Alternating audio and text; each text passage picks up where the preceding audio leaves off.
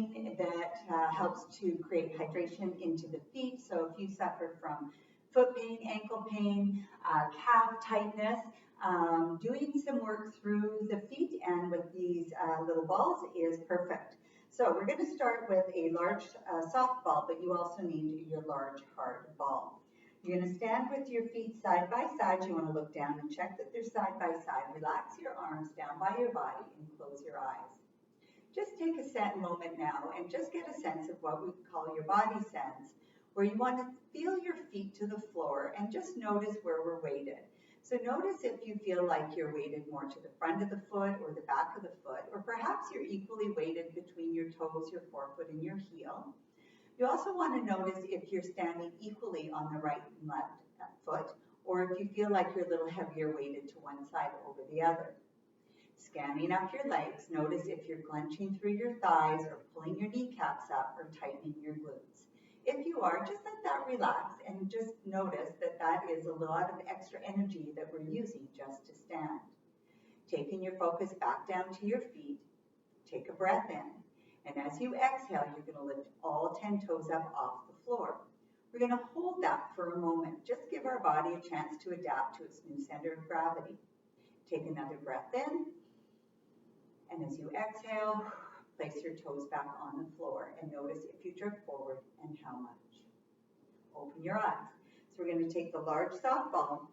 You can do your right foot first, and we're going to place the ball right under the center of your foot. So it's opposite that bump at the top of the foot. So we're just going to start to shift side to side. Want to keep your knees relaxed, and we always want to come into what we call tolerable pressure. So if your feet are quite tender, you can do this seated, or you just don't put as much pressure on the ball. You're going to bend your knees and move your arms anywhere around your center of gravity. And then we're going to pause, take a breath in, and as you exhale, take your foot off of the ball. Next, we're going to go into decompressing each joint. So we're going to place the ball under the joint that corresponds with the big toe.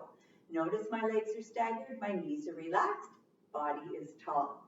You're just going to rock forward, take a breath in, notice that ball pressing up against the joint under the big toe, and then you bring it back. So we're moving along our forefoot. Then we take the ball under the joint that corresponds with the second toe, rock forward, tall through your spine, but knees are relaxed. Take a breath in, and exhale to come back. Then we move under the joint that corresponds with the third toe. Again, breath in, and exhale, come back. Under the fourth, that pause is important. Remember to take your time, take the time for that breath, and then you come back. Then we go under the joint that corresponds with the fifth toe, and notice that the forefoot doesn't travel in a straight line. So the ball is moving down a little bit so it stays on the forefoot, and then you come back. Now, position point 3A is when you take the ball under the high end of the arch, and then you just want to disappear the ball so you can't see it. And then you rock forward, take a breath in, and then exhale, come back. Then you want to move the ball forward or up towards the big toe, just about an inch, and you want to settle it in front of the joint, and you rock forward. This is right on the tendon that can become tight when we have bunions, so it can be a bit of a tender point for some, and then you come back. Then we move to position point 4, which is on the outside of the foot between the baby toe ball and the heel pad. And again, you look down and you want to make sure you don't see the ball. You rock forward, take a breath in, and then exhale and come back. Then you're going to go position point 5. Place the ball just at the base of the heel and then place the toes down. My front knee is bent and I go into and I press down, take a breath in. And now as you exhale and come back, you want to just keep 50% of the pressure on the ball, and we go into our glide. Notice here I'm moving from my hip, and I want the pressure of my foot on the ball to be consistent from one side to the other. That's the most important. It's not how much pressure, it's just the consistency. And then you're going to start to move the ball down towards the bottom of your heel pad, again moving from your hip. And then you're going to start to bring the ball back up so it settles just in front of the heel pad. You're going to compress the ball, and we're going to go into small localized compression that we call a shear. It's more like I'm moving from the hip and I've got that compression as if I'm trying to move the ball up against the bone. And then I compress and I wait. Take a breath in and then exhale. Next, I'm going to take the large hard ball and I'm going to go back under position point 1, which is right under the center of the foot. My heel is down, my toes are off. My knees are bent. You're going to just gently roll forward, adding a little bit of compression of your foot on the ball. And you want to find where it's tolerable and then maintain that pressure as you come up to stand. From here, we're going to do what's called an indirect shear, where you're going to curl the toes in and then you wiggle them. And again, curl the toes in and then you wiggle them. One more time, curl the toes in and then you wiggle them. Then you're going to slide to position point 5 and go into your glide. So we're going to take the ball across from one side to the other and slowly work your way down to the bottom of the heel. Now, this is a harder ball, so the compression is going to be a little more precise. It's going to be a little bit deeper, so you might notice more. It might feel like it's a little more gristly or granulary. So we're really able to go in there and establish where the stuck stress is in the foot, and then you're going to start to bring it back until the ball lands just in front of the heel pad, and then again, you just want to tighten up the compression and wiggle it. You're not going to squish this ball. It's a hard ball, so you always want to go where the pressure is tolerable, and then you wait and take a breath in, and then exhale. So now we're going to rinse, and you can either use the small ball, the large soft ball or the large hard ball. We're going to go from the big toe ball, and we're going to swipe across to the baby toe ball. So we're right on the forefoot. No pressure on the ball. You bring it back, and then again, you just do a subtle compression, and you swipe. Kind of like, when we say swipe left, we swipe across. And then we go 2 more times from the big toe ball to the baby toe ball, and bring it back. And 1 more time from the big toe ball to the baby toe ball. Then we're going to rinse across from the forefoot to the heel. Again, if it's too much compression, get your soft ball. Feet are staggered, knees are bent. I start with the ball under the joint that corresponds with the big toe, and I glide forward to the heel. No compression, I come back. So when we rinse, the fluid in our body goes up the front of our body and down the back of our body. So we're moving the fluid up through the body, and then we go from each joint and then to the heel, each joint and to the heel, and we'll go 1 more time from anywhere that you like. And then we're going to weight onto the back leg, and we relax the thigh, and we go into our friction. So lots of little gold nuggets happening while we're hydrating the tissues in through our feet and our lower leg, the weighting, the strengthening of the hip, the stepping forward and back, and then we come down. Good. So let's just compare the 2 sides. So bring your feet back to parallel, relax your arms by your side, and close your eyes. And now you just want to notice the difference between the leg that you've melted and the leg that you haven't melted. Notice the foot surface area contact to the floor. Also notice that there's more of a flow of energy moving from the foot all the way up to the hip of the side that you've melted, whereas the side you haven't melted, you may notice that there's more, you're more aware of the bones in the feet and your ankle and your knee and your hip. Now open your eyes and just place your hands on your thighs and just bend over a little bit till your fingers reach your knees. And then let your arms fall away from your thighs. And notice if the arm of the leg you've melted is longer than the side that you haven't. Now take another breath in, and as you exhale, bend all the way over to touch towards your toes.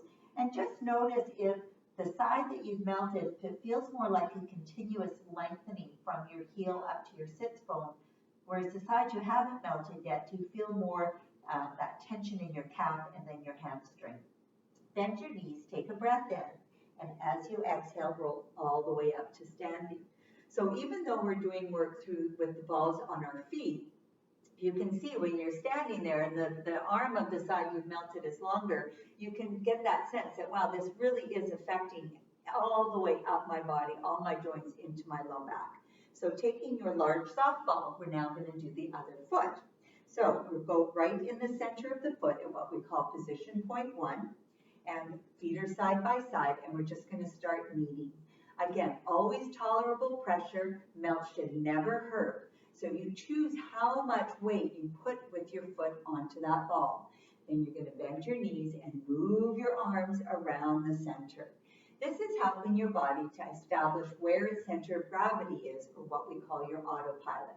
Then you wait, you take a breath in, and as you exhale, take your foot off the ball. Next, we go into position point pressing. You're going to take the ball under the joint that corresponds with the big toe. You're going to rock forward, take a focused breath in, and exhale, come back. Then you take the ball under the joint that corresponds with the second toe, take it forward. So make sure you're not under the toes. You literally want to be under the forefoot. And as you're moving across the forefoot, the ball moves down a little bit because the forefoot doesn't travel in a straight line. It travels on an angle, and then the ball goes under the fourth.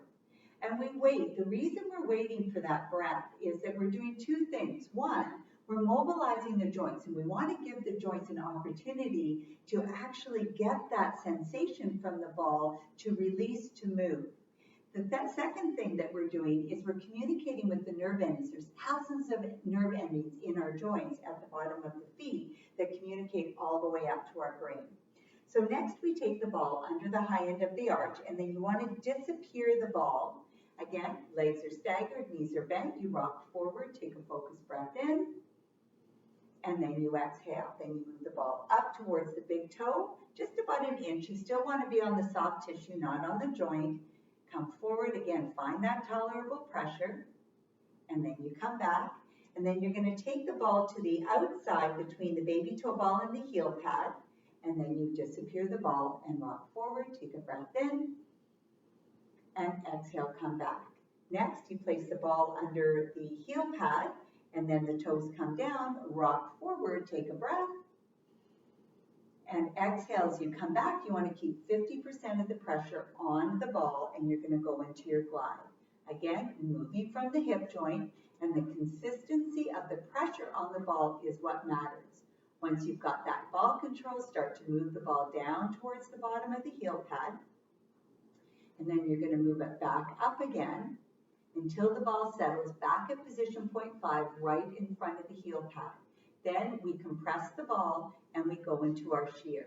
So it's like a localized compression where you're compressing, we're moving from the hip, toes are down on the floor, and then we press, compress, we wait, take a breath, and then you come off. Now you're going to go back to your large hard ball. It comes down.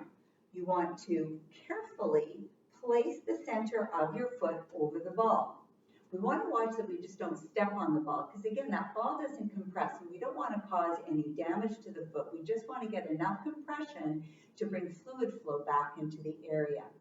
So with knees bent, you're just going to roll forward, and you'll feel a little bit more pressure come onto the ball. Find that point where it feels tolerable for you. Maintain that pressure as you stand back up.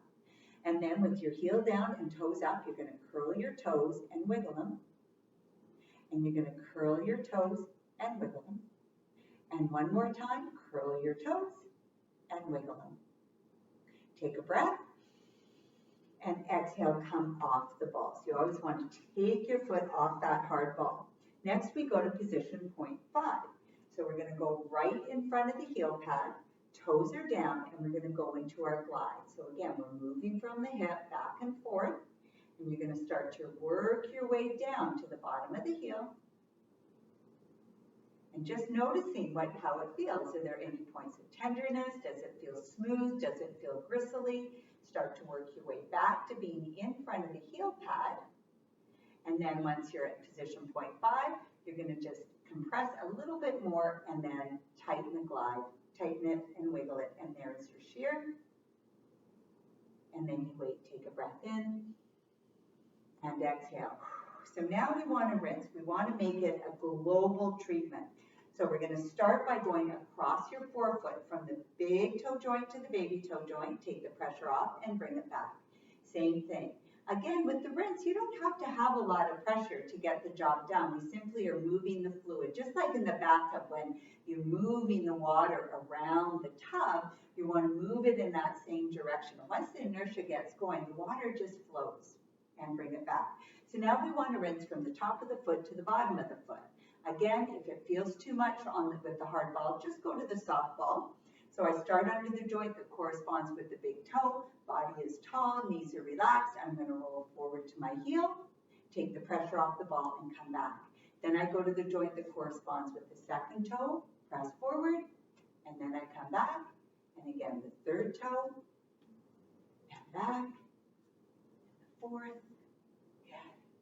Moving that fluid all the way up through the back of the leg to the low back as we experienced on the other foot.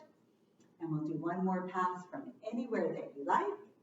And then again, you're always welcome to use a large soft ball. We go into our friction, nice and relaxed, right? You can see that my quad is relaxed, my hips and my knees are relaxed. And then I want to go back to the first side and do the same thing. Good. Be mindful of your posture and your alignment.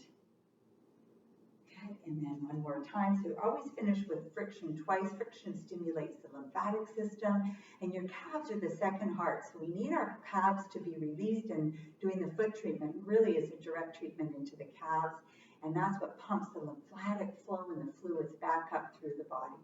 And then we come back to center. So finding your parallel stance with your legs, relax your arms down by your side and close your eyes. And now just noticing the changes from the first time we did our assessment to now. Notice if your footprint feels more grounded. Notice if you feel like you're a little more evenly weighted through both feet, through your toes, your forefoot, and your heel. Also notice if before you felt like you were a little more weighted forward or back. Do you feel more centered? And do you feel more equally weighted between the right and left sides? As you scan up your legs, do you notice if your thighs are a little more relaxed and your glutes are a little more relaxed? Take your focus back down into your feet. Take a breath in. And as you exhale, lift all 10 toes up off the floor. Now pause there for a moment. Take another breath in. And as you exhale and place your toes down, notice if you drift forward less than you did before. Open your eyes. So that last assessment that we did, what we are assessing is the efficiency of your autopilot to stop you from drifting forward. So its job is to help to support and stabilize and balance you without you even knowing it. So if the first time when you lifted your toes and you put them down, you felt there was this big drift forward, there is a delay in the autopilot to stop you, to right yourself. If when we reassessed, toes were up, they went down, and you really didn't move much, it means that you have better balance and control, and that your subconscious actually knows where your center of gravity is and can bring you back there that much quicker. So, great one to do before going out for a run, playing any racket sports, or doing a hike. Just a really great one to get hydration up through your whole body and keep your feet and lower body healthy. So, thanks for watching.